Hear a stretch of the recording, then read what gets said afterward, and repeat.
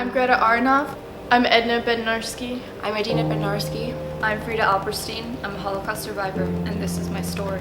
This is our story. This is my story. The story of my life during the Holocaust.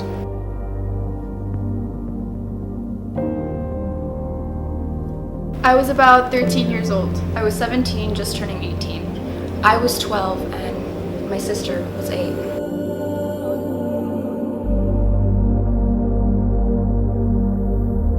Well, I was brought up in a strict religious family. I lived in a community with people of many different religions. We lived side by side in peace, never seeing our religion as a problem. We grew up in what people considered an educated and cultured family. We weren't the religious type, so I never understood why we were being discriminated against for being Jewish.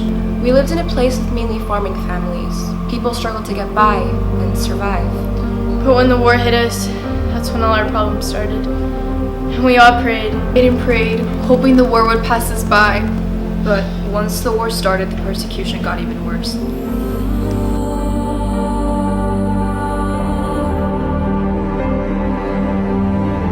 We were all rounded up and forced to live in crowded ghettos. Immediately, we were ordered to wear yellow stars. My family didn't last more than 2 weeks before we were on our way to Auschwitz to die. The thing is, we didn't know it yet. From one day to the next, I wasn't allowed in my grammar school simply because I was Jewish. I was forced to wear a yellow star that I resented wearing, so I tried hiding it under my scarf. My family was kicked out of our apartment and sent to the ghetto. The law no longer protected us, and we lost our civil rights. We were thrown out of our schools and coerced to wear the yellow star. Since there was no law, we were often beaten and thrown in the streets. A blink out of line, a single wrong turn, and you would land in a hell that didn't take place after death. All of us were thrown into the ghetto, one by one, stripped of our culture, our religion, our humanity.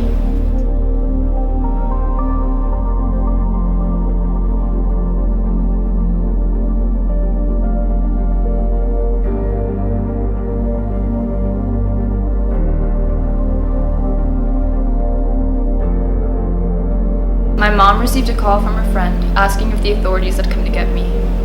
At this point, they were collecting young girls to be used as prostitutes for the German soldiers. So my mom acted fast. She dressed me up in peasant clothes and took me and my cousin to cross the border to Hungary. After I crossed that line, that would be the last time I'd see my mom.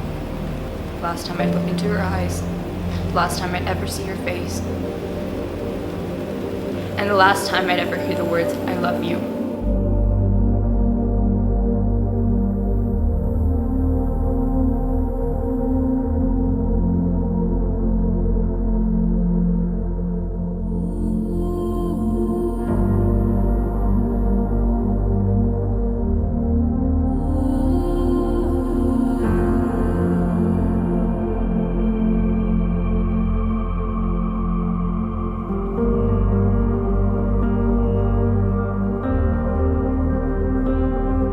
My family was separated.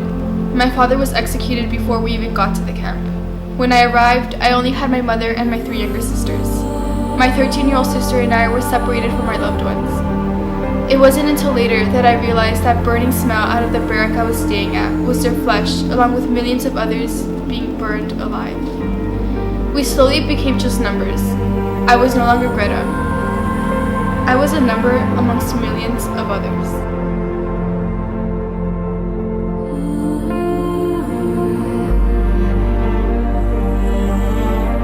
As soon as we arrived, we were lined up, one by one, and robbed not only of our belongings, but of our self-worth.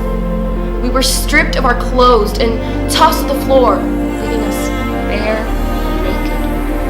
We were taken to get our hair shaved off, and immediately were thrown into what looked to be blue and white bars closing, isolating us from any form of outside communication, demoralizing us of our faith, our freedom, and our hope. What seemed like a sick and twisted horror movie soon turned into an everyday reality. What we experienced was horrible. Rats, maggots, flies, and the smell of rotten corpses decomposing all around the camps. The blood-curdling sound of children, parents, and even grandparents crying as they were stripped from their families, not knowing whether they'd have another day to come.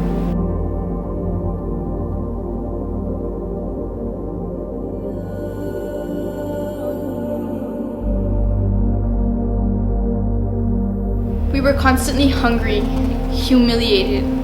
We worked, but we knew the end was coming. We just hung on to life.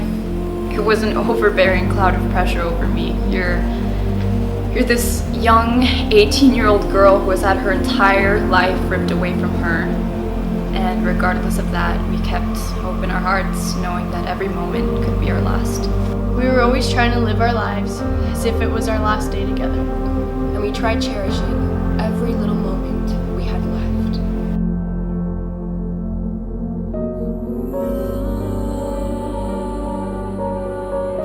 January 1945 seems as if it was just yesterday.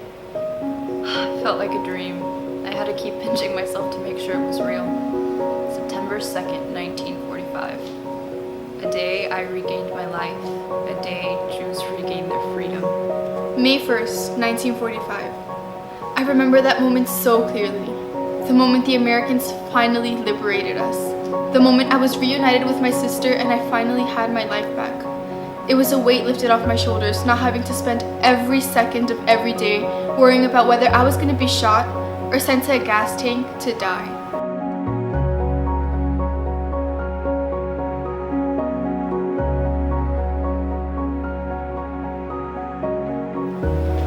We thank Hitler for forcing us to mature early in life and teaching us how to appreciate every moment we had with each other. We became closer, and individually, we became stronger. What would I say? I'd say that I forgive him for the horrible atrocities he committed, because I don't want to die holding on to that grief. But I would also say that I hope he looks back on his life with regret, remorse, and a heavy heart, because he killed millions of innocent people, and that will never be forgotten. I'd call him out for being a coward, for running away and making his wife commit suicide with him because he wasn't man enough to live up to the consequences of what he did, for killing millions of innocent lives, for holding us captive as if we were animals, for seeing us as inferior because of our religion.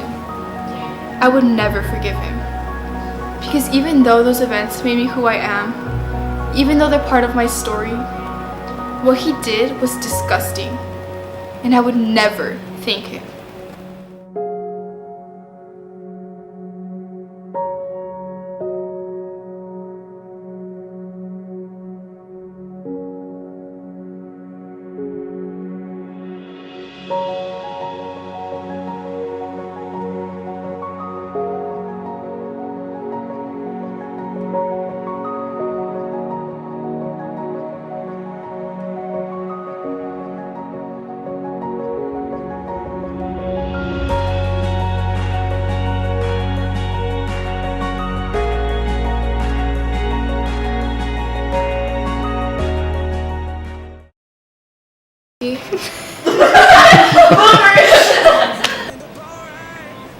This is our story. I'm Adina Barnarski. Okay, one more. This is ours. This is our. Oh! Executed before we even got to. Sorry. January 1945 seems as if. My mom received a phone call from a friend asking if the authorities. Dude, I messed up.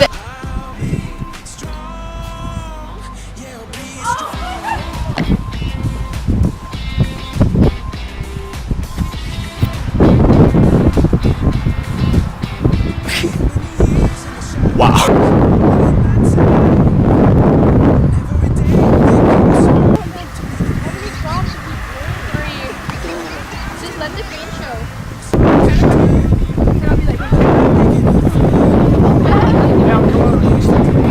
Camera. Wait, hold on, can I pass?